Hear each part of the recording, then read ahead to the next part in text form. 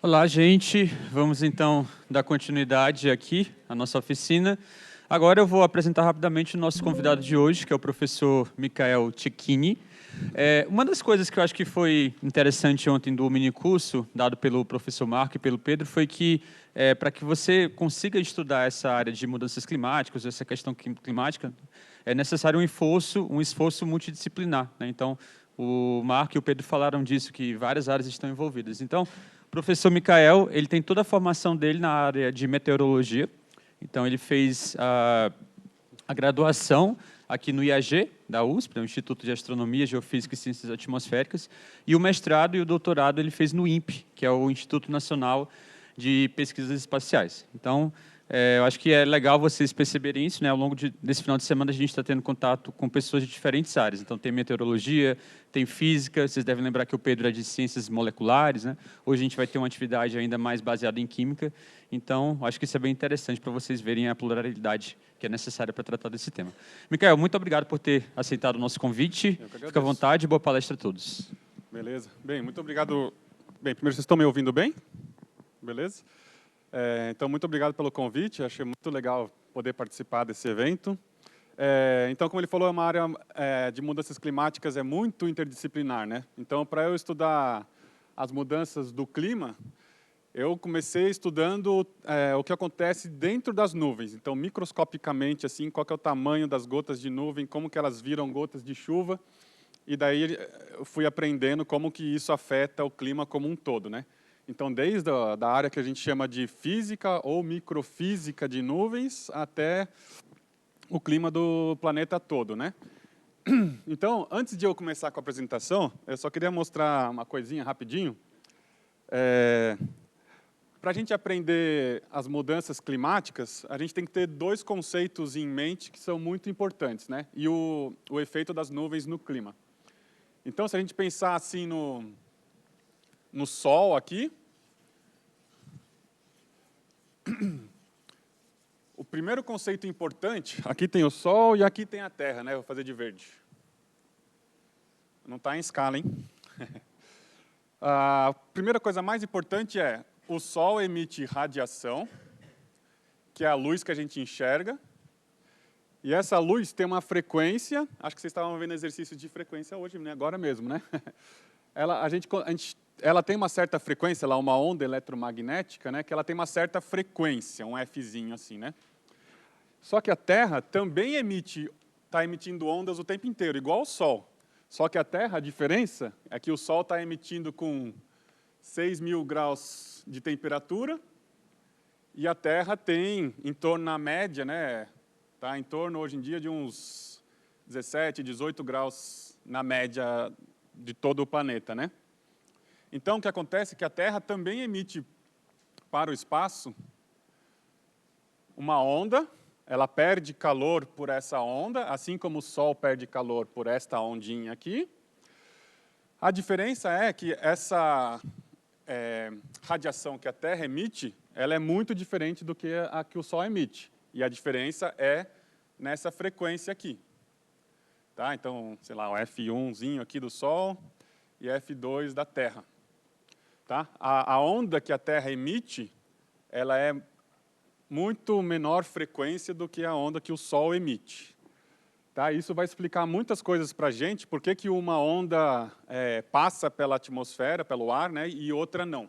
É por conta das mudanças de frequência. Tá? E outra coisa, o segundo conceito importante é que qualquer corpo que você tem, vou fazer um quadrado aqui, se ele tem temperatura, né, acima do zero absoluto, ele vai emitir radiação. Todo mundo, a gente aqui, o Sol, a Terra, todo mundo emite radiação o tempo inteiro, né? E a frequência,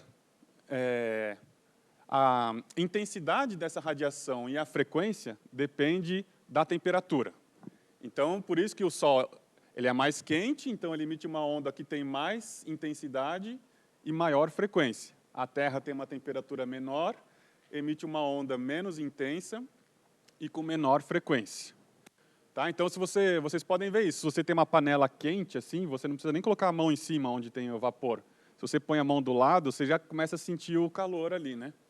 que é ela emitindo calor por radiação, vamos pensar assim. Tá? Então, se você tem um corpo com uma determinada temperatura, isso vai definir a frequência da onda, tá? que a radiação vai ser emitida. Então, mais para frente, eu vou chegar nessa explicação do porquê que as nuvens afetam o clima, tá? E a gente vai ter que relembrar disso aqui. Então, vamos falar um pouquinho sobre nuvens primeiro. Tá?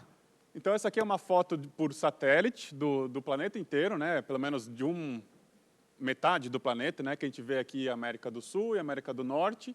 E a gente vê diversos tipos diferentes de nuvens, né? Aqui no Pacífico, a gente tem um monte de nuvenzinha rasa, que são nuvenzinhas pequenininhas. Aqui a gente tem umas coisas que tem um formato assim todo giratório, né? Aqui é a Amazônia, a gente vê que tem umas nuvens um pouquinho maiores. Aqui no Equador a gente vê que tem uma linha de nuvens. Lá no hemisfério norte, lá quase no Polo Norte, a gente tem outras coisas que giram assim. Aqui a gente tem outra coisa que gira também, só que é simétrico, diferente desses aqui. Então a gente vê, esse aqui no caso é o começo de um furacão. Então a gente vê que no mundo todo tem nuvens de tudo quanto é jeito, né?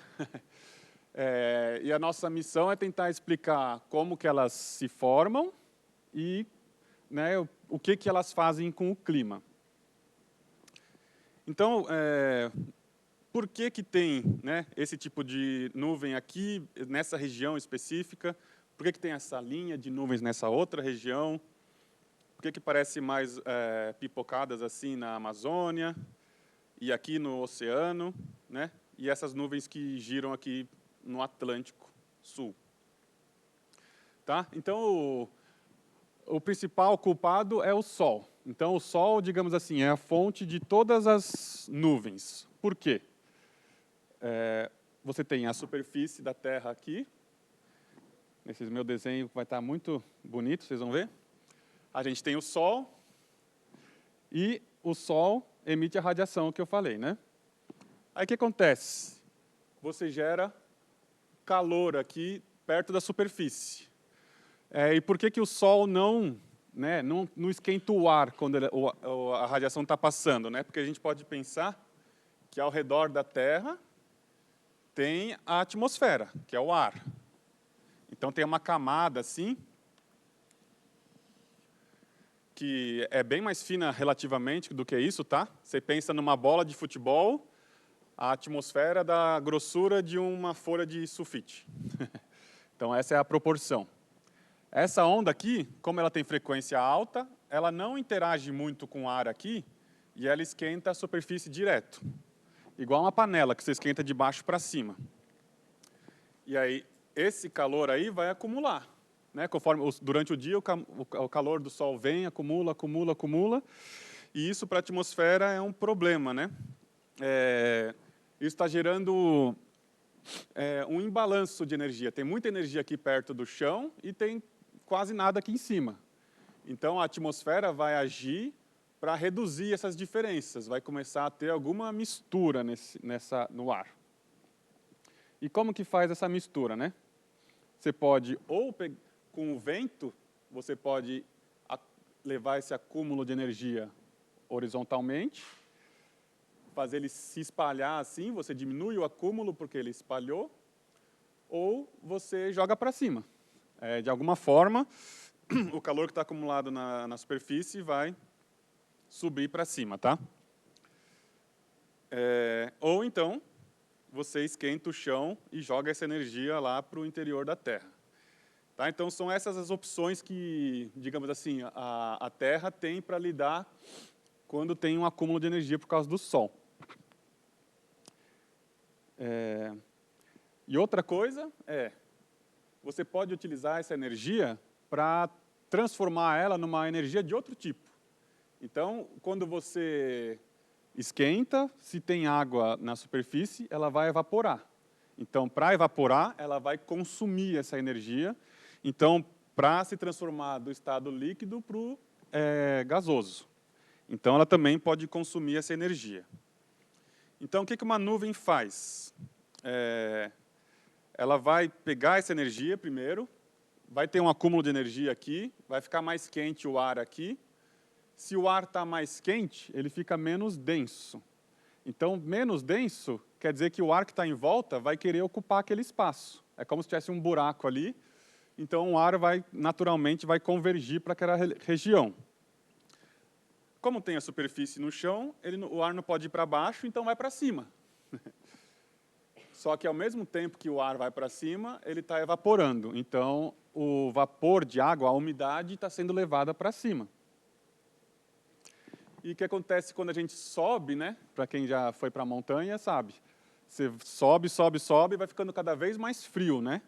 Então, o que evaporou aqui embaixo, vai lá para cima e condensa e vira uma nuvem, certo? E essa nuvem pode crescer, crescer, e chover também, né? Então, note que a energia que foi consumida do Sol aqui para evaporar, foi liberada lá em cima para condensar. Então, na verdade, a nuvem, o que ela faz? Ela tirou o acúmulo de energia daqui e jogou lá para cima. Então, era aquele caso de transporte vertical de energia. Tá? E quando chove, só para resumir aqui, quando chove, a chuva vai caindo, ao mesmo tempo que ela cai, ela evapora. Então, ela vai resfriando o ar aqui até na superfície. Então, antes estava quente aqui e frio aqui. Agora ficou um pouco mais frio aqui e um pouco mais quente aqui. Então, diminuiu as diferenças na vertical da temperatura. Tá? E aí, o que a gente tem são diferentes tipos de instabilidades. Então, existe uma instabilidade pequena, que vai gerar uma nuvem pequena.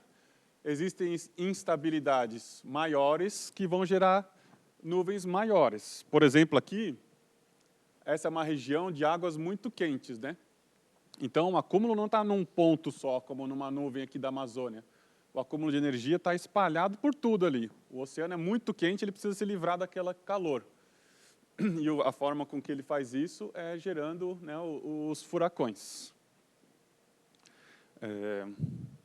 Aqui é a mesma coisa. Aqui a gente está no Equador. No Equador é onde o sol bate mais intenso. Então, aqui nessa linha toda, é onde está passando o sol, né? Ela está com muito acúmulo de energia. Então, vai gerar uma linha de nuvens também para responder a esse acúmulo de energia. Aqui na Amazônia, o acúmulo que eu mencionei. E esse outro aqui é um acúmulo muito pequenininho de energia, não tem muita energia ali, então as nuvens que se formam são pequenas, espalhadas, e elas não chovem muito, elas ficam ali mais, uma situação mais estável, né? E essa outra aqui, não sei se vocês já viram isso aqui, mas isso aqui é uma frente fria. Então, aqui atrás da frente fria, tem uma massa de ar frio. Aqui na frente dela, tem uma massa de ar quente. E ele chama frente fria porque é justamente o limiar entre o ar quente e o ar frio, é onde vocês vão ver essa linha de nuvens aí, né? Então, se a gente pegar assim, fizer um corte vertical aqui, a gente veria uma situação assim, ó. A gente tem o chão aqui, a gente tem uma massa de ar vendo de lado, né? A gente tem uma massa de ar frio assim, que está avançando, ou seja, essa parte aqui atrás, ela está avançando nessa direção assim, para o norte, nordeste. E aqui na frente a gente tem uma massa de ar mais quente, né? Vou desenhar aqui de amarelo. O ar frio, ele é mais denso do que o ar quente. Né? É como se fosse a gente chama de língua, ou uma cuia. É uma cuia de ar frio avançando. O que acontece com esse ar quente? Vai subir. Quando ele sobe, ele resfria e forma as nuvens. Tá? Então, essa linha aqui nada mais é do que o ar frio todo avançando e gerando essa linha aqui de nuvens. Tá? Então, a frente fria também serve para remover os acúmulos de energia, né? Principalmente quando a gente pensa que aqui nos polos tem muito pouca energia, porque o Sol bate bem de lado lá, né? E no inverno aqui do hemisfério sul nem bate, né? E aqui no Equador tem muita energia, porque o Sol bate muito forte. Então, para balancear isso, as frentes frias jogam ar frio para o norte e ar quente para o sul.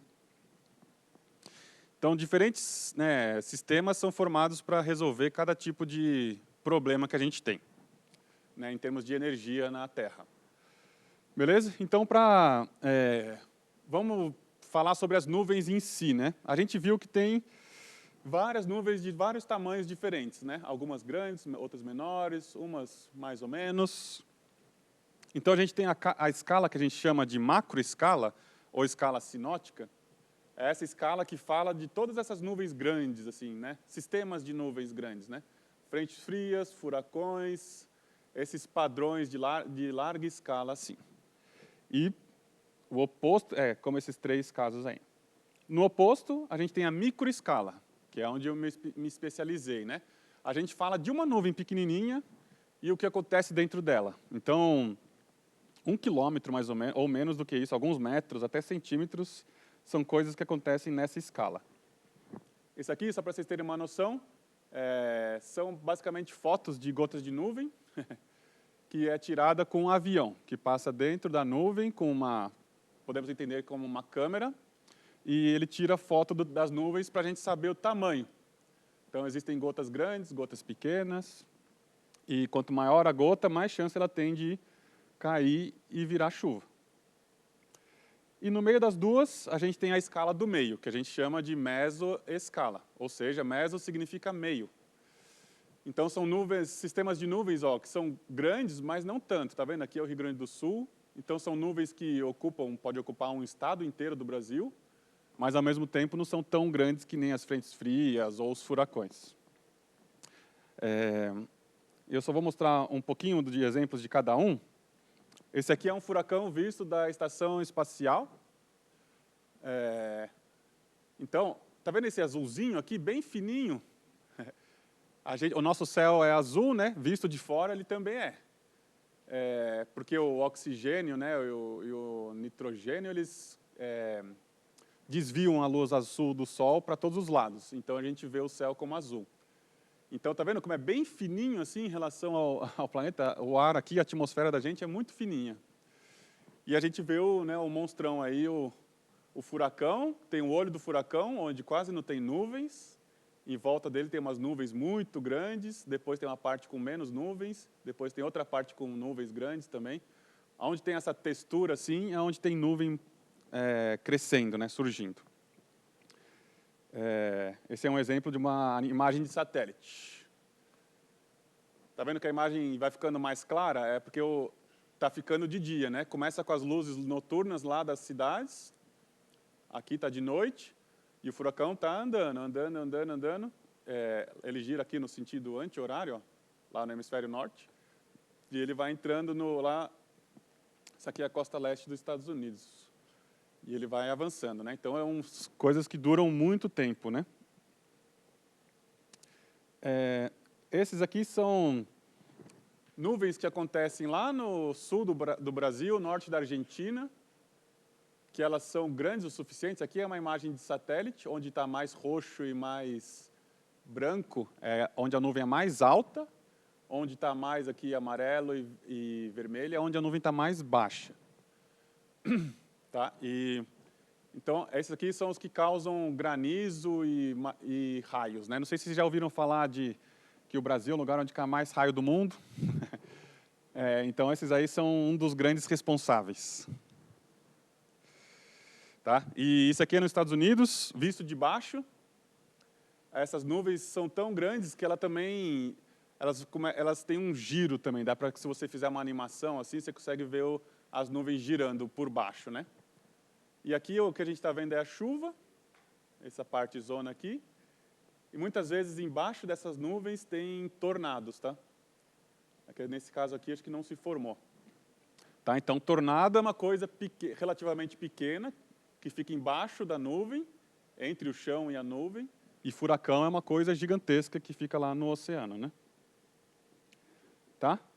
Isso aqui é como a gente vê uma nuvem menor, né, da microescala se formando. Isso aqui é um vídeo delas crescendo, ó. É como se elas, né, tivessem várias bolhas assim saindo da panela, e conforme sobe, a gente começa a ver várias bolhas assim nas nuvens, né? A gente consegue ver bolhas aqui, bolha aqui, bolha aqui. E isso aqui é a gente tentando simular essa mesma coisa no computador. Então a gente tem equações para resolver tudo isso, né? E a gente consegue colocar no computador e ter alguma coisa parecida, né? No caso esse aqui do computador, ó, várias bolhas subindo, explodiu, chegou lá no topo da atmosfera, começa a espalhar para os lados, e aqui embaixo é chuva, ó, caindo. Tá? Só não está nas melhores cores aí, mas esse é a evolução de uma nuvem, né? Ela atinge lá, chega lá no topo da atmosfera, vai para os lados, e enquanto isso vai chovendo lá embaixo. Tá? E o que tem dentro das nuvens? Como a gente sabe, a gente vai subindo na atmosfera, está cada vez mais frio, mais frio, mais frio, mais frio, uma hora vai ficar com temperaturas menores do que zero. Então, se a temperatura é menor do que zero, a gente pode começar a aparecer gelo. Então, dentro de uma nuvem, essa aqui é uma nuvem bem profunda, assim, é a que dá as tempestades de verão nosso aqui. Então, a nuvem vai crescendo aqui de baixo para cima, o ar vai subindo, chegou aqui na base da nuvem, começa a condensar e formar a nuvem. E aí forma essas gotinhas assim, tá? Pequenas primeiro, depois elas vão crescendo. Quando chega aqui em cima, começa a formar cristais de gelo. Primeiro de um tipo, depois lá em cima começa a formar de outros tipos. Então lá em cima na nuvem é só gelo, ó, não tem mais gota líquida nenhuma, tudo congelado. Tem uma parte aqui que tem gotas líquidas e gelo, e tem uma parte que só tem gota líquida. Então as nuvens não são, a gente vê tudo branquinho, né? Mas não é uma coisa só. E se vocês repararem bem, eu não sei se tem uma foto boa aqui, mas a nuvem, a parte de cima da nuvem, ela é mais difusa, ela parece que está meio embaçado assim. É porque o gelo, ele não é redondinho igual as gotas. Então ele espalha a luz para todos os lados de forma diferente. As gotinhas, elas são mais redondinhas e elas espalham a luz para todos os lados iguais. Ou seja, aqui embaixo você consegue ver aquelas ondinhas, aquelas bolhas, bonitinho. Lá em cima você não vai conseguir ver, você vai ver uma coisa assim mais disforme. Então, sempre que vocês olharem para uma nuvem e ela parecer meio embaçada, quer dizer que tem gelo dentro, tá? E esse tipo de gelo aqui, ó, curioso, ver que ele era um gelo que colidiu com gotas líquidas. E aí o que acontece? A gota encosta no gelo, congela, e aí ele fica com essa aparência assim. E se ele for encontrando mais gotas no caminho, ele vai ficar mais assim. E se ele for encontrando mais gotas, ele vai ficar assim e vira um granizo, basicamente. Tá? Então, é mais ou menos assim que se forma o granizo. É o gelo encontrando com água líquida e ganhando massa, congelando a água que está na frente dele e vira uma bolota. E aí eles caem no chão se eles tiverem tamanho suficiente, né? Oi. A neve é essa aqui, ó. A neve são esses cristalzinhos aqui. Só que, assim como o cristal pode colidir com as gotas de água líquida e ficar assim, sem forma, né? Aqui você tem um cristal de gelo colidindo com outros cristais de gelo. Aí ele forma um floco de neve maior. Então, a neve pode ser tanto assim, bonitinho assim, quanto uma maçaroquinha assim também.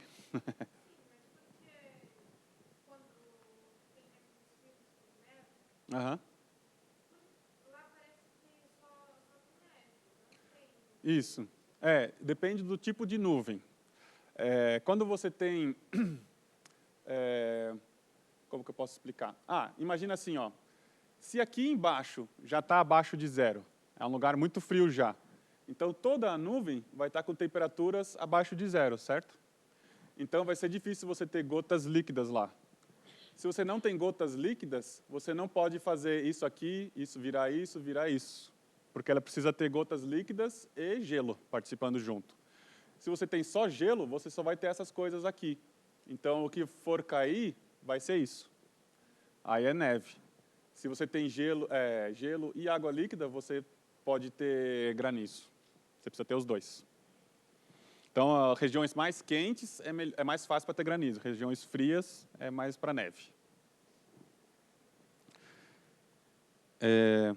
Esse aqui é só para ter uma noção que quando você, se a nuvem vai crescendo, crescendo, crescendo, o topo dela, se ultrapassar a temperatura de -15, simplesmente 100% das nuvens que chegaram a -15 de temperatura tem gelo dentro. Então, todas as nuvens que chegam, né, a -15 tem gelo. Então, a maioria das nuvens que a gente vê aí, se não for aquelas bem, que parece algodãozinho, assim, aquelas bem pequenininhas, a maioria vai ter gelo. Tá? E só algumas classificações. Então, quando vocês virem uma nuvem desse jeito assim, que ela parece um acumulado mesmo de água, que parece o algodão, a gente chama de cúmulos. Cúmulos é um acúmulo mesmo, do grego, né? E se você vê as nuvens espalhadas assim numa camada, né, horizontal assim, e bem estável e bem grande, aí é stratus. Stratus também a tradução, né, português é camada. E essas aqui que parece espinha de peixe, que a gente vê lá no céu, principalmente antes de chegar uma frente fria, elas são nuvens cirrus.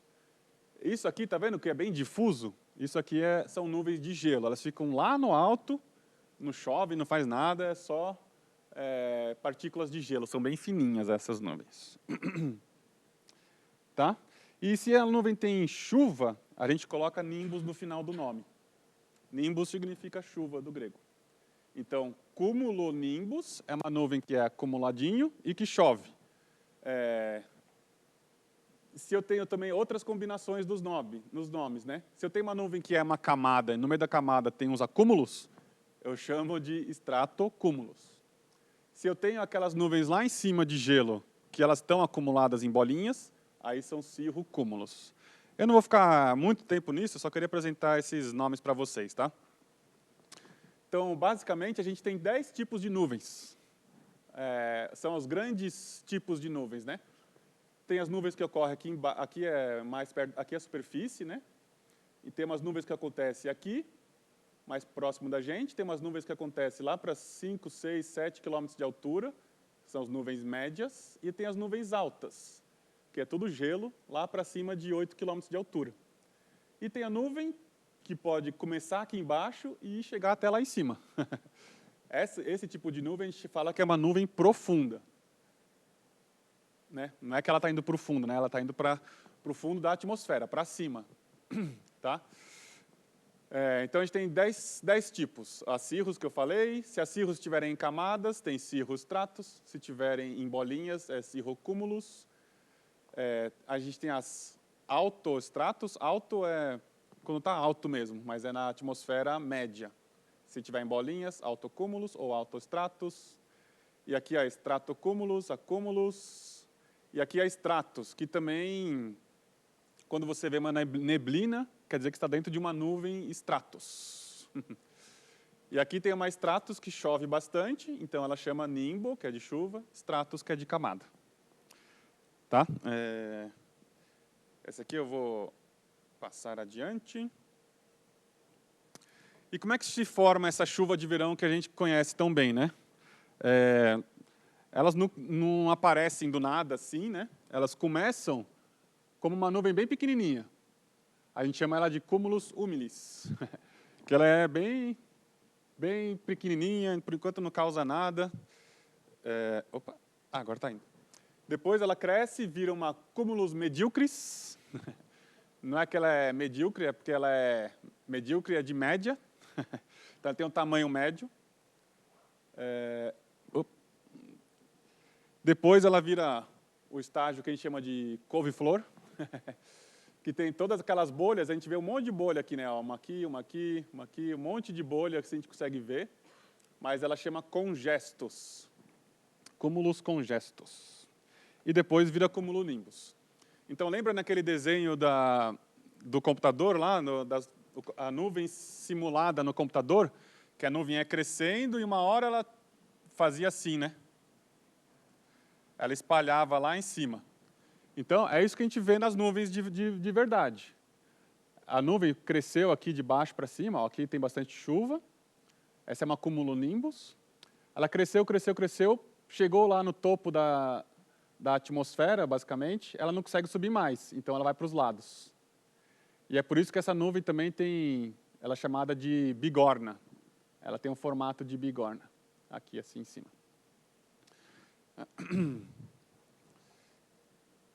Tá? E só para vocês terem uma noção, o que acontece dentro da nuvem, para se formar uma gota de nuvem, a gente precisa ter uma partícula sólida no ar.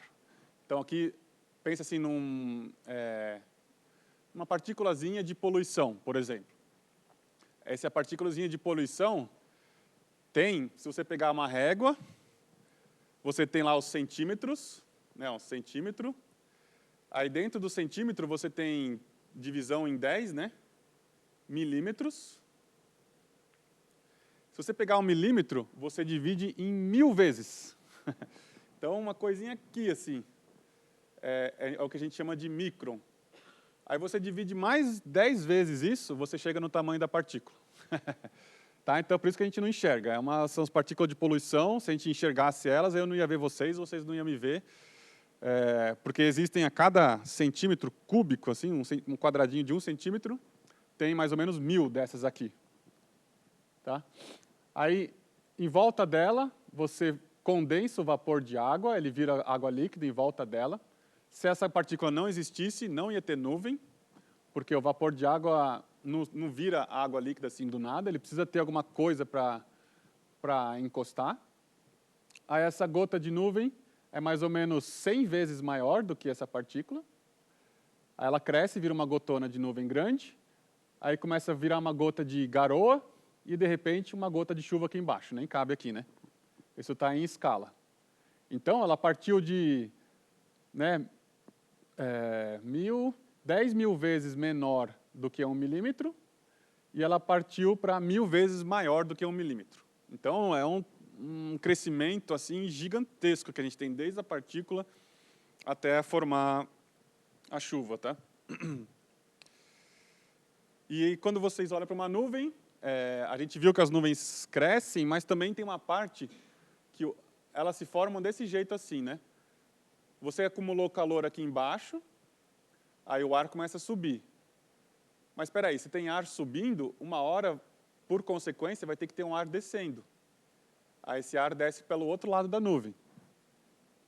Bem, uma parte dessa corrente que desce vai voltar para cá e vai continuar. Então a nuvem, dentro dela, tem uma roda gigante. Tem uma parte que sobe e uma parte que desce, uma parte que sobe e uma parte que desce. Quando as gotas aqui nessa parte crescem muito, aí chove. Então, por isso, quando vocês olham uma foto de nuvem de longe que está chovendo, geralmente elas estão chovendo de um lado, mas não estão chovendo do outro. É porque elas só estão chovendo onde o ar está descendo. Onde o ar está subindo, não tem como descer, não tem como chover, porque o ar empurra para cima. Então, não sei se tinha alguma foto aqui para mostrar, mas se aparecer, eu mostro. Tá, então, agora, beleza. A gente entendeu mais ou menos que existem vários tipos de nuvens, de vários tamanhos, de vários tipos. Tem nuvem rasinha, tem nuvem que fica aqui perto da gente, tem nuvem que fica lá no alto, tem nuvem que fica no meio. Mas como é que elas influenciam no clima? Beleza, se eu tenho uma nuvem aqui, o que importa, né? O que ela vai fazer com a temperatura do planeta? Né? Se ela é branquinha, talvez lá não faça nada. E aí a gente volta para esse desenho que eu fiz aqui. A gente tem, né, a radiação do Sol chegando com alta frequência e, ao todo tempo, a Terra está perdendo energia também com baixa frequência. Tá? Esqueço que isso aqui não sei por que não vai. Tá? Mas aí o que acontece? Isso aqui é bem complicado, tá? Mas eu vou resumir só a parte que importa para a gente. Isso aqui representa 100% da energia que o Sol irradia para a gente aqui todos os dias. Tá?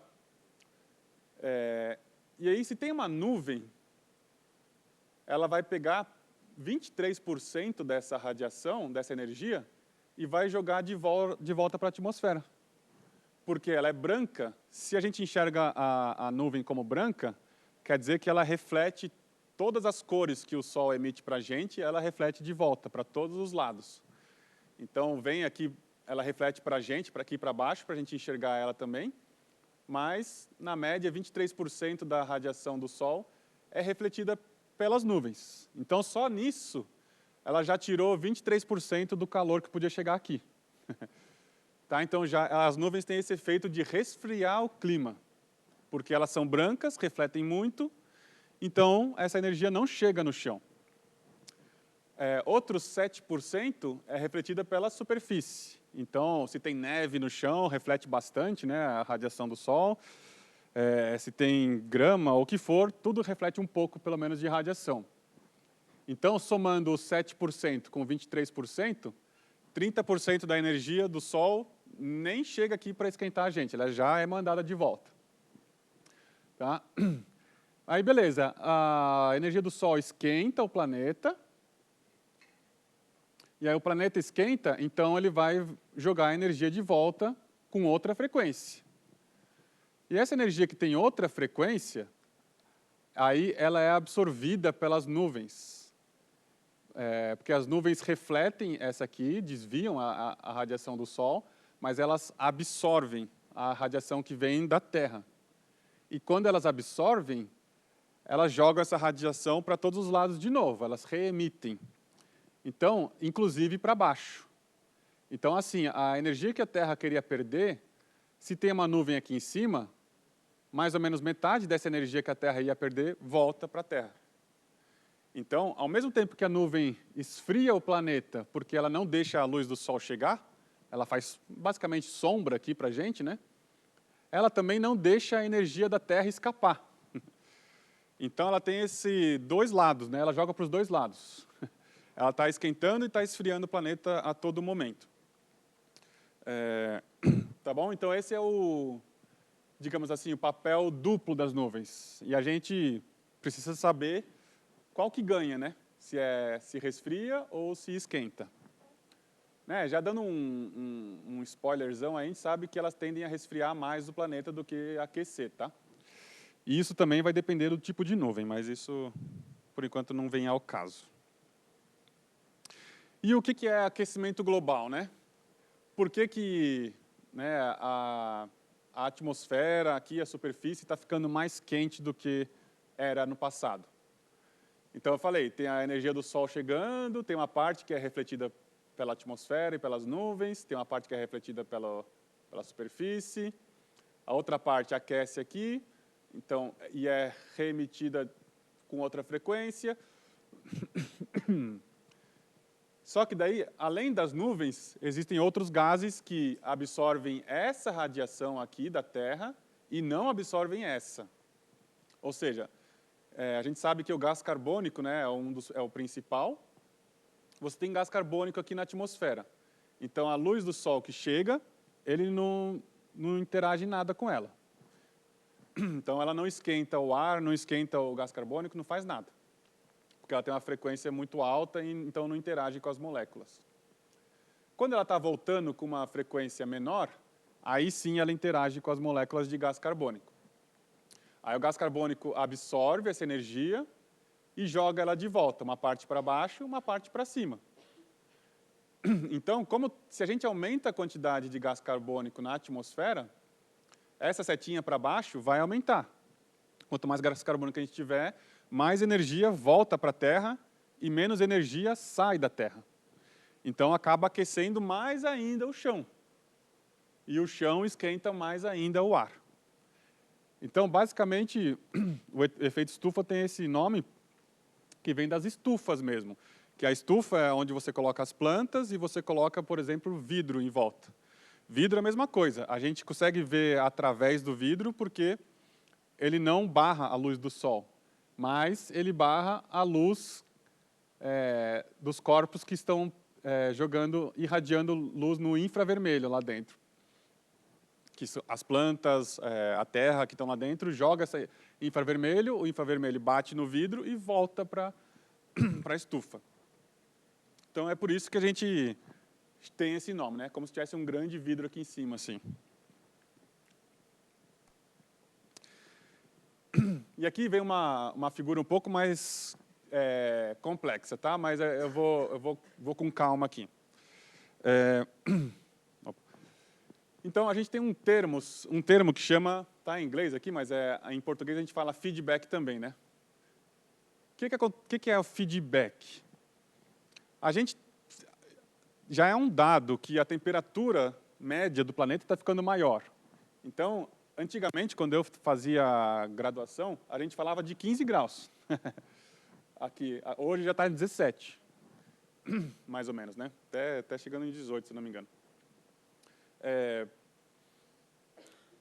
Se eu tenho, assim, na média, a temperatura do ar está diferente, alguma coisa vai mudar com as nuvens, né? Se eu falei que tinha um acúmulo de energia, esse acúmulo de energia gera nuvens, agora se eu tenho mais temperatura, se eu tenho a temperatura mais quente, vai acontecer alguma coisa com as nuvens. Elas vão ficar ou vou ter mais nuvens, ou elas vão ficar mais altas, ou vou ter menos nuvens, enfim, alguma coisa vai mudar. E mudando as nuvens, o que acontece com a temperatura de volta? Então, suponha assim, eu aumentei 2 graus aqui, né? Se eu tinha 15 graus na média da Terra antes, eu passei para 17 graus. Suponha que agora, com 17 graus, eu tenho muito mais nuvem. A partir desse momento, eu vou começar a refletir muito mais a radiação do Sol. Então, eu vou fazer com que essa temperatura diminua de volta. Então, esse é o feedback que as nuvens estão dando com as mudanças do clima.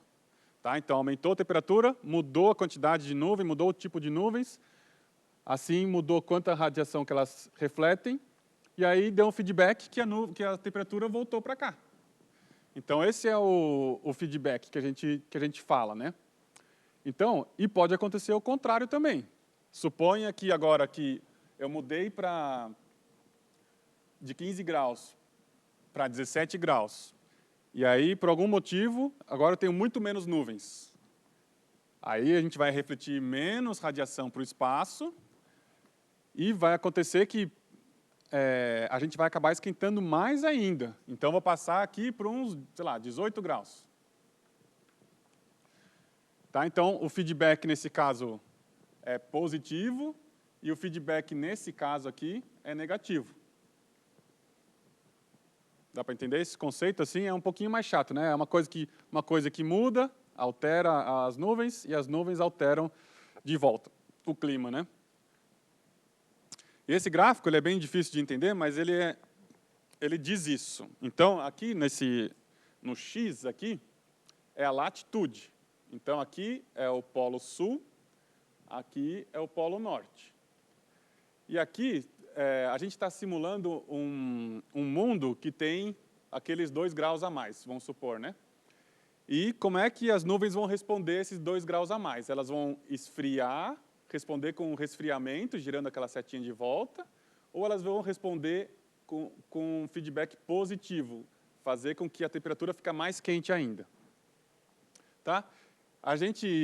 Com esse gráfico, a gente vê que lá perto do polo, quando a gente aquece a Terra, lá perto do polo sul, a alteração nas nuvens vai fazer com que ali vai ficar mais frio ainda. Vai voltar um pouquinho. E nas outras regiões do mundo, a gente vai alterar as nuvens de forma que o clima vai ficar mais quente ainda. Então, o gás carbônico aumentando a temperatura vai alterar as nuvens de forma que elas vão contribuir para aumentar mais ainda as temperaturas. Então, é isso que esse gráfico está dizendo, tá? E eles separam aqui as curvas nos efeitos. O que acontece? Aqui a laranja é mudanças na quantidade de nuvens. E aí seria o caso que eu falei. Aumenta a temperatura, aí você diminui o número de nuvens que você tem na atmosfera, aí você diminui quanto de radiação você reflete, e aí você aumenta mais ainda a temperatura. Então, isso acelera o aquecimento global. Você está diminuindo o número de nuvens no mundo inteiro. Então, isso vai deixar o mundo mais quente. O outro efeito é você mudar a altura das nuvens. Por que que isso influencia? Aí a gente volta nisso aqui. nesse conceito aqui. Então, pensa assim, acho que eu tenho uma outra figura para mostrar, mas eu vou desenhar para ficar mais claro também. Tem um apagador? Ah, está aqui. Não, não está aqui não. Vale.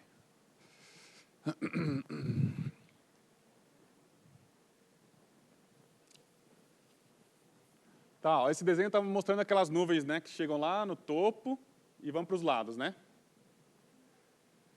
Aqui, vamos supor que eu tenho uma temperatura de menos 60 graus, tá? Agora, se eu tenho uma atmosfera que está mais quente, o ar mais quente se expande, certo? Essa é a tendência. Então, aqui eu teria uma Terra, considerando aqui uma temperatura média da Terra de 15 graus, tá? Aquele estado inicial. Se eu chego num outro estado, que a Terra agora tem 17 graus, a nuvem vai ser mais alta, porque o ar que antes era assim, expandiu, ficou mais quente, né, numa atmosfera de 17 graus, ela agora atingiu uma outra temperatura aqui em cima. Agora ela está menos 70 aqui em cima. Por mais que tenha, né, na média tenha aumentado a temperatura, ela ainda está muito mais alta, então o topo dela é mais frio. E levando em consideração que essa relação aqui, se eu tenho maior temperatura, eu perco mais energia, essa nuvem aqui vai causar uma perda de energia maior do que essa, que é mais fria. Dá para entender? Porque essa aqui, temperatura menor, a radiação que ela emite tem uma intensidade menor, frequência menor. Ah, não, desculpa, essa aqui é a mais quente, né? Essa é mais quente, tem mais intensidade da radiação, mais frequência, e essa aqui é mais fria, menos frequência, menos intensidade. Então, olhando de cima, se eu tenho uma nuvem dessa, o planeta está perdendo menos energia do que se eu tenho nuvens mais baixas. Então, se eu esquento a atmosfera, eu vou causar as nuvens ficar mais profundas, e aí elas vão perder menos energia para o espaço. Então, deixar as nuvens mais profundas gera o que a gente fala, feedback positivo, que vai contribuir para aquecer mais ainda o planeta. Então, menos nuvens, reflete menos. Nuvens mais altas, perde menos energia. E tem um único fator aí que contribui um pouquinho para feedback negativo, né? Que eles chamam de profundidade ótica, mas não precisa se preocupar com isso. Profundidade ótica é se você tem um mundo mais poluído, que eu falei que, né, que as gotas de nuvens precisam se formar ao redor de uma partícula. Se você tem uma atmosfera limpa, você vai ter poucas partículas. Então, logo, você vai ter poucas gotas de nuvens. Se você tem muitas partículas, mais poluição, você vai ter muitas gotas de nuvem. Aí elas vão refletir mais radiação. Para a mesma área, elas refletem mais, então contribui com um feedback negativo aqui, tá? Então, esse é o panorama, tá? As mudanças do gás carbônico alterando o clima, mudando as nuvens, e as nuvens contribuindo para o aquecimento global ficar mais rápido ainda. Na média, fica mais rápido. Então, pensa assim, a temperatura do planeta está subindo por causa do gás carbônico, aí as nuvens vão alterando, vai causando mais aumento. E aí tem mais gás carbônico sendo emitido. E aí, então, as temperaturas vão subindo assim, né? Isso aqui é a escala de séculos, tá? Vai subindo assim, descontrolado, né? Se não tiver nada que contraponha a isso. E só para vocês terem uma noção... Oi, pode falar. Qual? Essa aqui? Essa aqui? Então, assim... Opa, deixa eu voltar para trás aqui. Quando a gente tem um feedback positivo, quer dizer que a mudança do clima gera uma mudança nas nuvens, e essa mudança nas nuvens aquece mais ainda o planeta. Então, uma coisa dando um feedback positivo para a outra que retroalimenta o aumento nas temperaturas. Então, as duas coisas trabalhando em conjunto faz com que os aumentos na temperatura inicial, que eram devagares, vão começar a acelerar, acelerar, acelerar, acelerar, acelerar, acelerar, até desenfrear. Então, esse é o conceito de um feedback positivo que se um aumenta o outro. Então, só vou falar desse aqui rapidinho. Só para a gente ter uma noção, esse aqui, tudo que está à direita são coisas que aquecem o clima. Tudo que está à esquerda são coisas que resfriam o clima. Então, o gás carbônico, a gente tem muita certeza, essa barra de erro aqui, ela é muito pequenininha, em tamanho da barra grande aqui. A gente tem muita certeza que o gás carbônico realmente esquenta o clima. Outros gases também, mas os aerossóis aqui são poluição, tá? A gente sabe que poluição ajuda a resfriar o clima. Então, tem até umas pessoas malucas que falam que a gente tem que, vamos poluir mais, deixar o mundo muito poluído para combater, assim, o aquecimento que o gás carbônico tem. Mas aí você resolve um problema e cria um monte de outros, Tá? Então, se a gente somar tudo que esquenta o planeta de fontes humanas, tudo que resfria o planeta de fontes humanas, ainda assim, o que esquenta ganha. Essa é a mensagem dessa figura, tá? Eu vou dar uma puladinha aqui, porque acho que estou acabando me estendendo. Só queria mostrar... Então, beleza. Essa aqui era mais a termos de curiosidade, tá? Como é que a gente... Então, beleza. Para saber as mudanças que as nuvens causam no clima, a gente precisa saber o que acontece dentro das nuvens e como as nuvens se espalham e as características delas ao redor do globo inteiro. Então, todas as escalas físicas que envolvem, E eu gosto muito dessa parte microfísica que acontece dentro das nuvens, então vou falar um pouquinho como que a gente sabe qual que é o tamanho de uma gota, como que a gente sabe que se tem mais poluição, se tem mais gotas na nuvem, como que se mede isso, Então, esse aqui é um exemplo muito legal, que você consegue ver o quanto de água tem na nuvem. Então, a gente mede assim, por exemplo, você está dentro de uma nuvem, você sabe que a cada centímetro cúbico tem 1 grama de água líquida ali, de nuvem. Então, a gente sabe isso com esses instrumentos. Então, são gotas, você vai com um avião, com um instrumento desse tipo aqui, ó. Ele, está vendo que tem um fiozinho, tipo de cobre, assim? É um fiozinho que fica quente o tempo inteiro. Aí, conforme as gotas de nuvem se aproximam dele, elas vão evaporar, consumindo a energia do fio. Então, a temperatura do fio vai diminuir. Então, conforme diminui mais, quanto mais diminui essa temperatura desse fio aqui, quer dizer que a nuvem tem mais água dentro dela. Então, é assim que a gente sabe se a nuvem é uma nuvem fininha, que não reflete muito, ou se é uma nuvem que tem muitas gotas e reflete muita radiação de volta para o espaço.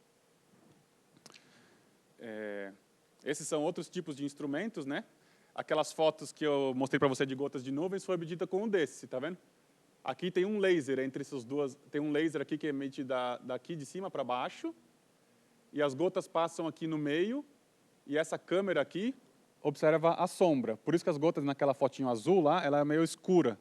É as gotas passando ali no meio e fazendo sombra na câmera ali embaixo. Então, isso aqui é uma coisa pequena, assim. Esses instrumentos são desse tamanho, assim, e a gente coloca eles... Bem, já vou mostrar onde que a gente coloca eles. E aí tem outros instrumentos que é para medir gelo. Então, esse tipo de foto, assim, bem detalhada, para vocês terem uma noção, tem na régua, se você tem lá o centímetro, de novo, você tem 1 milímetro, você divide isso em 100, é o tamanho de um pixel aqui. Então, ele consegue tirar umas fotos, assim, ultra detalhadas, mais ou menos, que é 20 microns. Então, mais ou menos por aí. É 20 microns? Não, acho que é 2 microns. É mais ainda. Divide por quase 1000 ali. Porque esses cristais têm mais ou menos o quê? Eles têm 1 milímetro dividido por 10, 100. Então, eles entram aqui dentro, assim, e aqui dentro tem essa câmera ultra detalhada e ele mede. Então, vocês verem que a gente chama isso aqui até de bala. Parece uma bala mesmo. Esse aqui são as rosetas, tem os dendritos, tem os pratos, tem as colunas, acho que é isso. E tem os que são misturados. Você tinha um lugar que estava formando uma coluna, de repente começou a nascer uns dendritos, uns pratos aqui nas bordas das colunas. Então tem uma combinação infinita, né? Essas rosetas aqui nada mais são do que várias balas nascendo a partir do mesmo ponto central, né? E é tão detalhada essas fotos, ó, isso aqui são bolinhas de ar dentro do cristal de gelo. Então é com esse tipo de instrumento que eu fiz o meu doutorado, né? Foi nesse experimento que aconteceu lá em 2014 na Amazônia. Então vieram 2 aviões, um dos Estados Unidos, um da Alemanha. São aviões feitos especificamente para fazer esse tipo de medida, tá? Então se você entrar dentro dele, não vai ter banco, não vai ter nada. Vai ter 4 banquinhos e um monte de rack, assim, cheio de instrumento, cabinho, cabo de eletricidade, um monte de coisa, né? E aí, tá vendo? Ó, cada um desses números aqui é um instrumento diferente. Então, um serve para medir chuva, outro serve para medir nuvem, outro serve para medir gelo, outro serve para medir poluição, enfim, tem uma quantidade enorme aqui de instrumentos, né? Todos embaixo da asa, tá vendo? Nessa configuração aqui. E aí, se você passa dentro das nuvens, todos eles ao mesmo tempo vão medir gelo, vão medir chuva, vão medir nuvem, tudo ao mesmo tempo, né? E, no caso, a gente voou com 2 aviões, né? Um que era o americano, que só ia até, né, entre aspas, só ia até 7.000 metros de altura, fazia voos de até 4 horas, e o avião alemão, ele foi até 15 quilômetros de altura, né? Ele conseguia voar em cima daquelas cumulonimbus lá, de tão alto que ele conseguia ir. E fazia voo de 9 horas. Eu voei nos 2, né? Eu voei nesse aqui, uma vez, e nesse aqui eu voei em 2014, e voei 2 vezes, e agora uma vez agora também em 2023. E eu fiquei 9 horas passando mal. Tá? Isso aqui eles até voaram um do lado do outro, tá vendo? Tinha uma pessoa aqui no avião alemão tirando foto do outro que estava ali do lado, voando junto. Tem até um artigo que mostrou os dados, comparando os dados dos 2, tá? E aqui embaixo, ó, são os rios lá da Amazônia. A foto não está na melhor qualidade, mas acho que dá para ver, né? E esse aqui é o vídeo do voo que eu acelerei o vídeo e eu estava dentro do avião nesse dia aí, ó, 1 de março de 2014. Né, o avião, além de tudo, tem uma câmera na frente dele, né? E esse é o aeroporto de Manaus, um aeroporto normal, comercial. Então como é que faz, né? O avião sobe, passa embaixo das nuvens para medir a poluição, depois passa dentro da base das nuvens, bem aqui embaixo. E aí ele vai fazendo... vou deixar aí um pouquinho. Aí, tá vendo que ele subiu um pouquinho? Aí ele vai subindo, vai procurando as nuvens para medir. Aí depois ele faz a curva de novo, sobe mais. Sempre que ele faz a curva, ele está subindo. E aí, ó, essa aqui, ó, a turbulência, ó, bum. O ar, a nuvem está subindo e o avião está indo, então é como se fosse uma lombada mesmo. As nuvens são como se fosse lombada para os aviões, por isso que os aviões comerciais desviam. O avião científico vai atrás, né? E tá vendo que tem umas estratos também, ó? Tinha umas camadinhas ali que era mais de gelo, ó.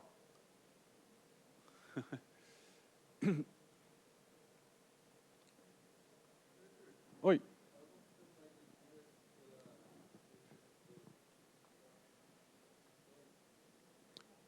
Aerossóis? Então, elas ficam mais escuras geralmente por 2 motivos.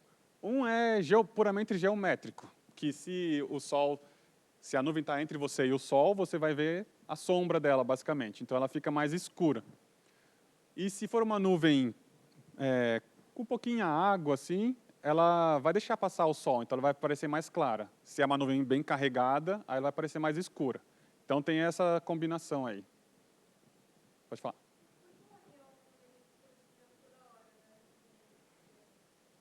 As nuvens grandes é um perigo. Então, por 2 motivos. a gente viu que o avião estava gostando de medir umas nuvens que são menorzinhas assim, né? Idealmente, o avião faz o quê? Ele sai lá do aeroporto, ele vem para cá, aí ele faz uma forma assim, aí ele fez assim, sobe, faz assim, aí sobe, vem aqui, aí sobe, vem aqui. Isso olhando de cima, né? E aí ele fica procurando, principalmente, passar nessa parte aqui de cima, porque são as gotas mais novas, né? A nuvem crescendo de baixo para cima, se você passa numa nuvem pequenininha aqui em cima, você pega as gotas novinhas. Se você passa uma nuvem que está mais desenvolvida, você passa aqui, elas levaram mais tempo para chegar até aqui. Então, são nuvens com gotas mais desenvolvidas. Então, a gente sabe que tem ar subindo aqui, certo? Por isso que aquela hora eu falei que tinha a lombada. Porque se a gente está com o avião aqui, tem um ar subindo, né? Puf, vai dar essa turbulência. Aqui nessas nuvens muito grandes, a corrente ascendente aqui é muito forte. Você pode ter correntes ascendentes de 60 km por hora. Então, se o avião ele anda, geralmente, acho que é uns... aquele ali estava, acho que uns... Suponha assim, 200 metros por segundo, em quilômetros por hora, dá 360, 700 e poucos quilômetros por hora. Aí você tem uma corrente ascendente de 60, aí a turbulência vai ser muito grande. Então, eles evitam passar aqui no meio. Ainda consegue passar aqui no canto, que não tem mais tanto problema. E outro problema, aqui tem os raios. Esse também pode ter raio e tem também o gelo, né, que pode atrapalhar também no... As nuvens escuras podem ser tanto nuvens muito carregadas, com muita água, muito gelo dentro delas, que daí elas bloqueiam a luz do sol, ou simplesmente por geometria. Se você está aqui, tem uma nuvem na sua frente e o sol está atrás, você vai ver ela como escura, porque você está vendo na sombra dela. Se você estiver do outro lado, a mesma nuvem vai ser clarinha, entendeu? Mas tem também, se você está na sombra dela e ela é muito carregada, ela vai ficar mais escura ainda. E aquelas nuvens, essas nuvens aqui, a gente vê elas mais claro porque elas são pequenas, assim, na horizontal, né? Se a gente tem as estratos, que são assim uma camada de nuvens, né, que ocupa o céu inteiro, aí elas vão ser mais escuras também, porque elas estão bloqueando a luz do sol. Beleza? Acho que o que eu tinha para mostrar era isso hoje. Então, espero que tenham aprendido alguma coisa e aproveitado. Valeu.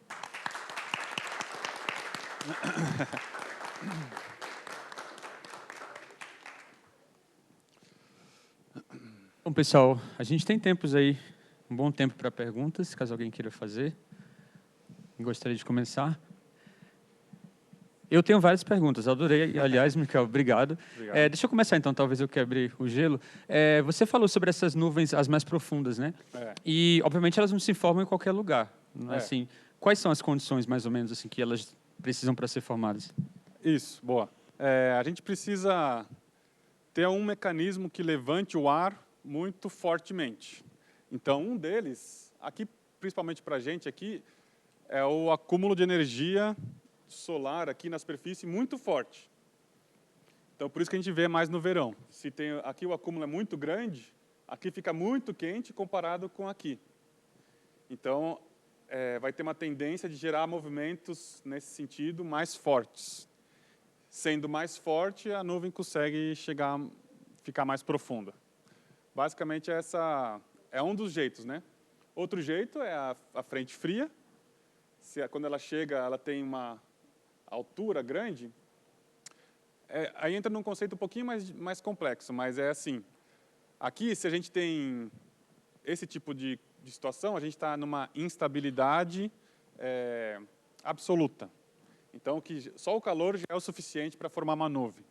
Aqui, a gente tem uma atmosfera que daqui para cima, ela é instável, mas daqui para baixo ela é estável. Então, só com calor não geraria a subida do ar sozinho. Mas, como vem uma frente fria e empurra o ar daqui para cá, ele faz essa ligação aí entre ele pula a parte estável da atmosfera e joga o ar direto na parte instável. A gente chama de instabilidade condicional. Quer dizer, que a nuvem vai se desenvolver desde que alguma coisa leve o ar para determinada altura.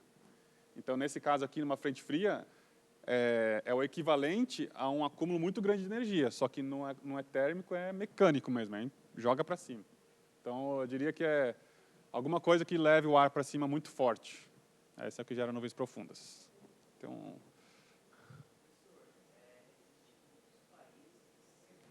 só fala aqui que vai ficar gravado, fica melhor para quem depois. Existem muitos países que eles criam nuvens artificiais. Então, no impacto para as pessoas que estão lá embaixo, para a terra, para o solo, são relacionados como se fossem nuvens criadas pela natureza mesmo? boa pergunta. Então, é difícil artificialmente a gente gerar uma nuvem. É possível a gente modificar uma nuvem. Então, deixa eu fazer um desenho aqui.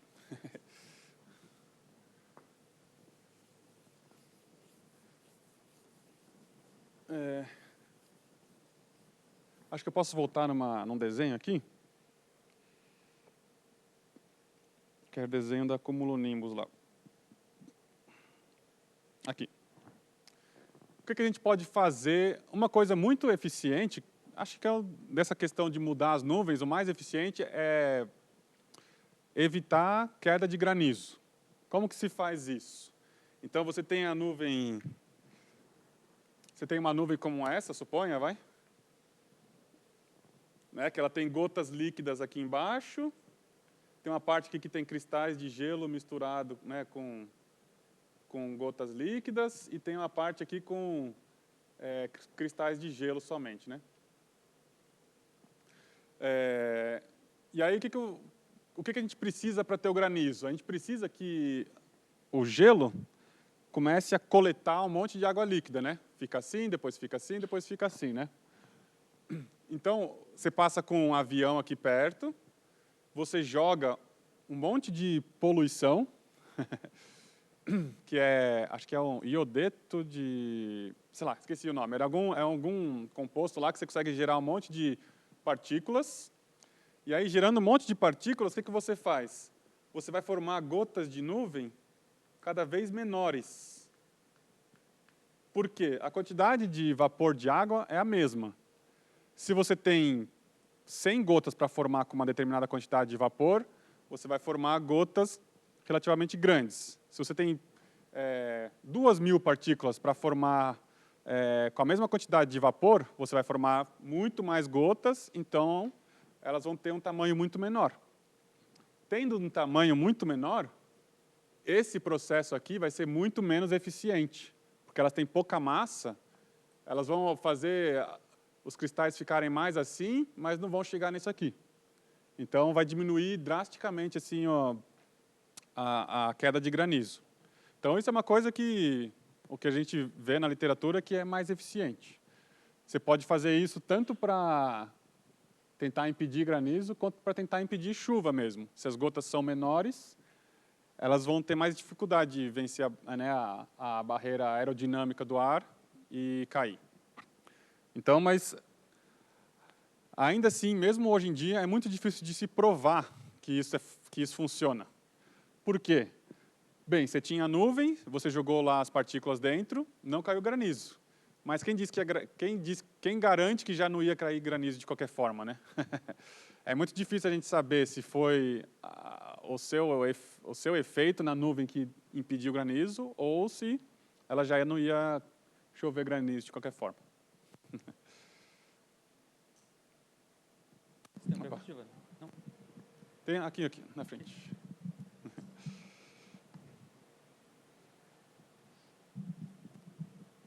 Eu tenho uma pergunta que é sobre... Você tinha mostrado os gases que eles aumentam a temperatura e os que diminuem. E você tinha colocado que os aerosóis eles resfriavam, né? Uhum. Só que eu queria fazer uma pergunta referente ao aquecimento global, que, assim, teria alguma forma da gente emitir aerosóis sem ser pela poluição, né? Porque isso também aumentaria o clima do planeta, sem, assim, sem usar a poluição, ou, tipo, a gente só vai aceitar que o mundo vai ficar aquecendo infinitamente? Sim. Se a gente tivesse uma partícula, né, que não interage com a gente, mas interage com a radiação do Sol, a princípio, sim, né? Precisaria ver qual partícula que é essa. Tem que ver, tem que ser do tamanho certo, tem que ter a composição química certa.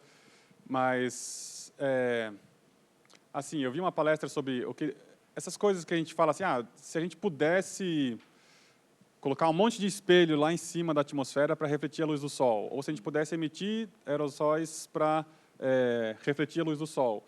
Isso são coisas que chamam geoengenharia. E a maioria desses métodos que a gente fala não é factível, porque é muito difícil, é uma escala gigantesca, né? Você teria que ter um sistema de dispersão mundial, então é muito, muito difícil. Tem até uma que é jogar um monte de ferro no oceano, porque daí isso aí vai fazer com que os oceanos absorvam mais gás carbônico. Mas aí você mata todos os peixes. Sim. Então, mas assim, é muito, muito difícil. Nenhuma ainda se provou eficiente. E tem um outro problema. Lembra dos feedbacks? Então, você joga um monte de aerossol, beleza. A parte da radiação, a gente já sabe que eles resfriam o planeta. Mas eles mexem nas nuvens. E a gente viu lá que se o ar estando mais quente, ele vai mexer com as nuvens, que, na média, vai reforçar o aquecimento. E o que garante que a gente vai jogar um monte de poluição, vai resfriar, né, assim, em termos diretos, ele vai refletir a radiação solar. Mas e se, por acaso, ele diminuir a quantidade de nuvens no mundo? Aí ele vai ser, entendeu? Vai perder todo o ganho que a gente tinha de resfriamento, pode causar um aquecimento. Ou não causar nada, mas mesmo assim atrapalhar a saúde das pessoas. Então, é uma questão muito, muito difícil, porque você muda uma coisa, tal defeito borboleta, né? Você muda uma coisinha aqui, de repente, aquilo muda as nuvens, muda o vento e, de repente, você causa um problemão. Então, ainda a gente está muito no comecinho disso, assim, de conseguir afetar. Acho que o mais eficiente que eu conheço, mesmo assim muito, muito caro, é colocar uns ventiladores assim gigantes, exaustores, que eles puxam o ar e jogam o ar para dentro da terra. E nesse caminho eles passam por uns filtros que absorvem o gás carbônico e deixa passar o resto. E aí você joga isso para um outro exaustor em outro lugar que joga o ar de novo com 0 ou menos gás carbônico. Então, isso aí você limparia, e esse gás carbônico que você reteve, você joga lá para dentro da terra mesmo e absorve ele, retém ele lá. Esse, assim, é o que, né, nessa palestra que eu vi, era o que falava que era mais viável mesmo, né, sendo muito, muito caro para fazer isso em escala planetária. Deixa eu ver como é que eu chego.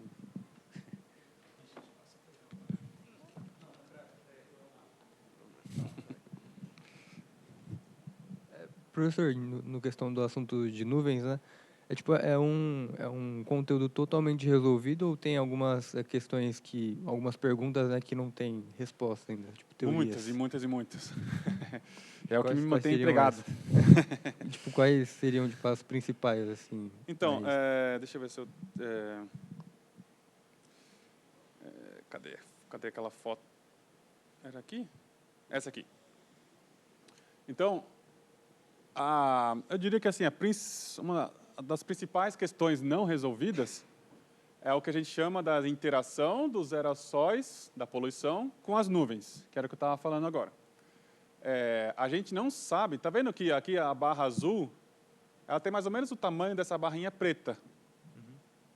A barrinha preta é o quê? Está falando do quê? Esse resfriamento causado pela relação entre os aerossóis e as nuvens pode resfriar isso, ou pode resfriar isso, ou pode resfriar quase nada. A gente não sabe exatamente onde está essa barra azul. Por quê? Assim, o primeiro efeito que a poluição tem nas nuvens é aumentar o número de gotas. E isso deixa ajuda as nuvens a refletir mais radiação, porque se tem mais gotas, Então, cada gota reflete um pouquinho da radiação solar, então se você tem mais gotas, reflete mais. Então, beleza, mas se você tem mais gotas, aí de repente você tem menos chuva, você pode ter mais gelo, aí você muda toda a física da nuvem. Ela pode, indiretamente, causar um feedback oposto ao que você esperava. Então, por isso que essa barra de incertezas é muito grande.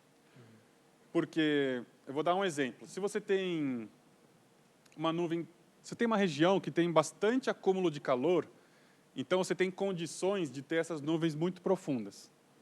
Então, beleza, se você jogar mais poluição aqui nessa nuvem, ela vai ser capaz de gerar mais gotas de nuvem.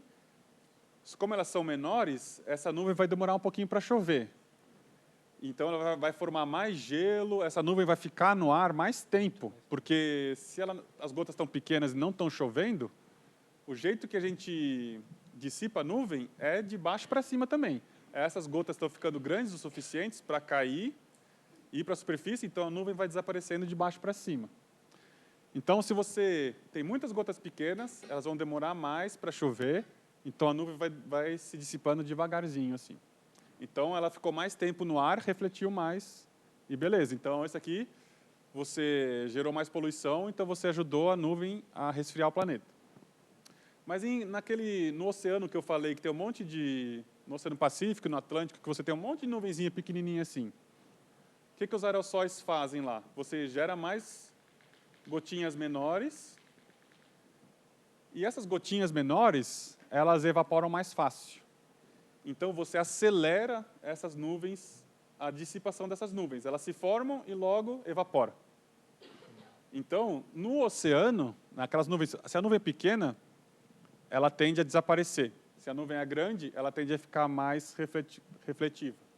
Então, dependendo do tipo de nuvem, o mesmo efeito causa consequências diferentes. Então, é por isso que a gente não entendeu exatamente ainda todos os efeitos, por isso que aquela barra é tão grande ainda.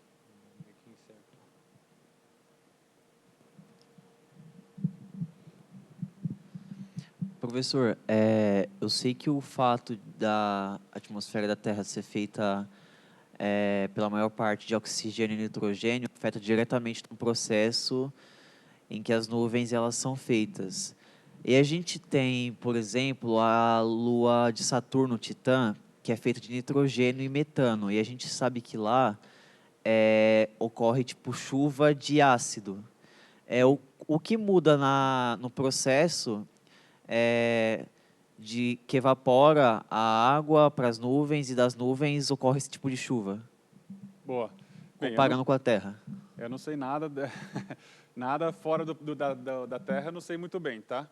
Mas assim, o que muda é a química da atmosfera. Então, suponha assim, se eu tivesse aqui na atmosfera bastante, qual que é o sulfato de amônia, que é o que é emitido pelos carros. Se tem bastante emissão de sulfato de amônia aqui no ar, as gotas de nuvem vão absorver esse gás também. E a interação da água com alguns compostos pode gerar ácidos. E aí, esse ácido, quando chover, vai cair para a superfície. Então, a chuva ácida que a gente tinha que a gente tem ainda, né? Mas não se fala muito mais, era isso. Com a poluição em termos de gases muito altas, esses gases estavam sendo dissolvidos na água, né, da nuvem, e virando ácido, e depois, quando chove, consequentemente, vai chover uma chuva mais ácida. Então, eu não sei como que é a química lá, mas a química é de tal forma com que esses movimentos, né, para cima e para baixo geram, né, os ácidos que precipitam lá. Então, acho que deve ser mais ou menos por aí que explica.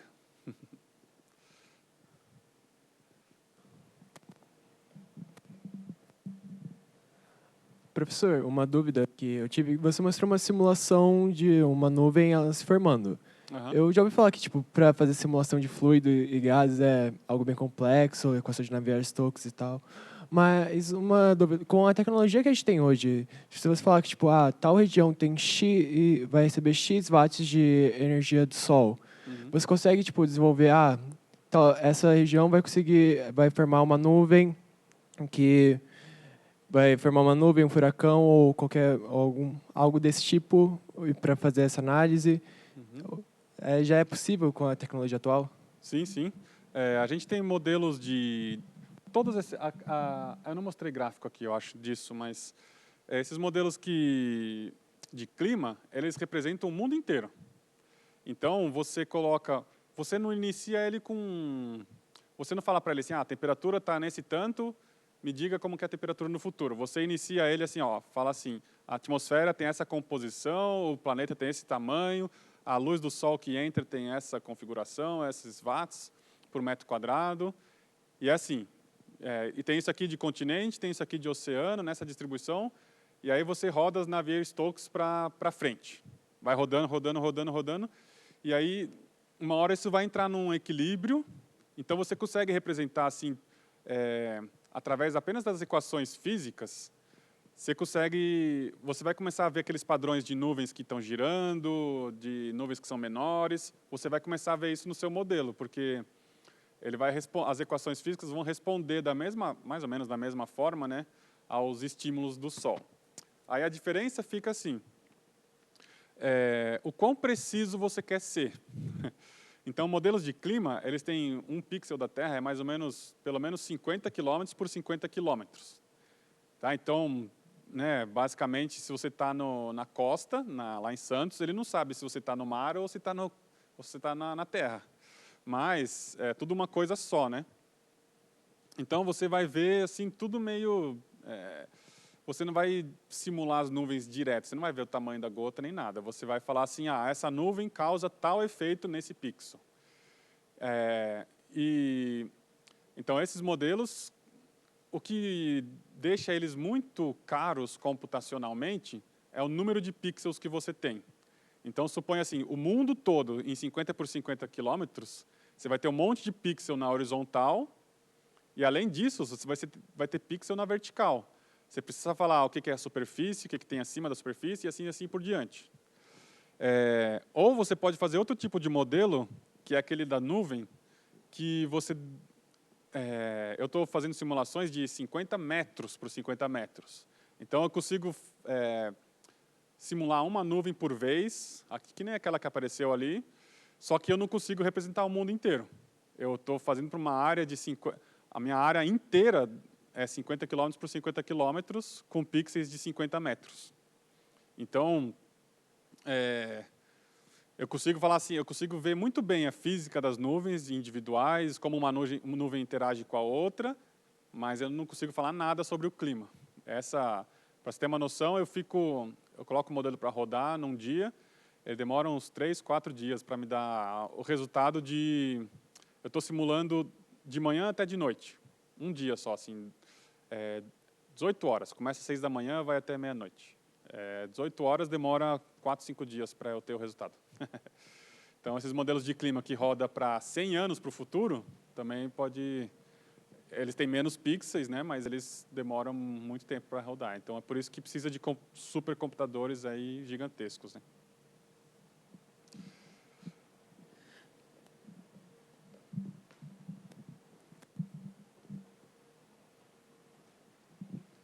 Professor, você pode voltar naquele gráfico do feedback das nuvens, Uhum. relativo à latitude? Duas coisas. Tem algum motivo para ter aquela meio que assimetria no gráfico? Tipo, perto do menos 90 está bem para baixo, e lá mais perto do 90 ele não está desse jeito. Sim. E também esses padrões de repetição dos picos das ondas, assim, tipo entre os 50 e o 30, entre o 0 e o 15. Uhum. Boa pergunta. Então, aqui depende do tipo de nuvem que tem em cada latitude. Eu acho que tinha um mapa também, não tinha? Onde é que foi parar? Aqui. Então, esse aqui é o mapa por trás daquele gráfico. Então, pega assim uma linha de latitude, faz a média nessa linha, vira um ponto naquele gráfico. Vai para outra latitude, faz a média. Então, tá vendo aqui que está azulzinho? É onde você falou que tem aqueles valores negativos. Tá vendo que tem umas outras regiões que tem azul aqui, assim, ó? Então, depende do tipo de nuvens. Aqui, nessa região, é onde tinha aquelas nuvens bem rasinhas que eu falei. Então, aquelas nuvens, está falando o quê, essa figura? Está falando que elas vão diminuir ou de altura ou de quantidade, então elas vão gerar um feedback positivo. Então, as mudanças no clima vão alterar essas nuvens rasinhas de forma a continuar aquecendo. Aqui é a região da onde vêm as frentes frias. Então, o que essas cores azuis estão dizendo? Que as frentes frias, provavelmente, as nuvens nas frentes frias vão ficar ou com maior número, provavelmente com maior número. Então, vai ocasionar um feedback negativo. Se a gente tem mais nuvens aqui, vão refletir mais luz aqui, vão refletir menos nuvens aqui, e assim por diante. Então, depende muito do tipo de nuvem predominante em cada região. Então, dali que vem aquele gráfico. E pode notar que aqui no hemisfério norte, não tem essa faixa assim, né? A grande explicação se você pegar assim aqui o Equador, né, mais ou menos, do Equador por norte, você tem muito mais continente do que você tem do Equador para o sul, tá vendo? Aqui o sul, essa parte aqui é praticamente só mar, tá vendo? Só oceano. Então aqui os processos são mais homogêneos, assim, né? São mais claros de se ver. Aqui tem contraste continente-oceano, então fica meio difícil de ver. Os padrões nos oceanos são um pouquinho diferentes dos padrões nos continentes, então mistura, né? E finalmente, só para falar dessas partes aqui, ó, aqui mais ou menos entre aqui 30 e 20 graus, assim, que a gente vê essa queda aqui. O que tem nessa região aqui que tem aquelas nuvens rasas, né? Se a gente tem um ar muito quente aqui no Equador, o ar no Equador tende a subir. Aí ele sobe, encontra o topo da atmosfera, e ele não tem para onde ir, então ele vai para os lados. Então, uma parte dele vai para o hemisfério norte, outra vai para o hemisfério sul. E uma hora eles subiram, uma hora eles vão descer. E eles descem mais ou menos aqui nessa latitude de 30, 20 e poucos, tanto no sul aqui quanto no norte. E o ar desce nessa região, por isso que as nuvens lá são rasinhas, porque o ar, na larga escala, está descendo. Então, as nuvens não conseguem vencer essa barreira tão fácil quanto nos continentes, por exemplo. Então, aqui as nuvens são bem rasinhas. Aqui, inclusive, é a região dos desertos. Aqui, tem aqui também no Chile, aqui, tem aqui, e tem a mesma coisa lá para o hemisfério norte, né? Então, essa região é definida por isso, por ar descendente. Então, tem ar descendente, tem menos nuvens, então tem menos potencial para causar feedback. Obrigado. Bom, pessoal, então vamos agradecer mais uma vez, professor Micael. Obrigado, Micael. Agradeço. Valeu.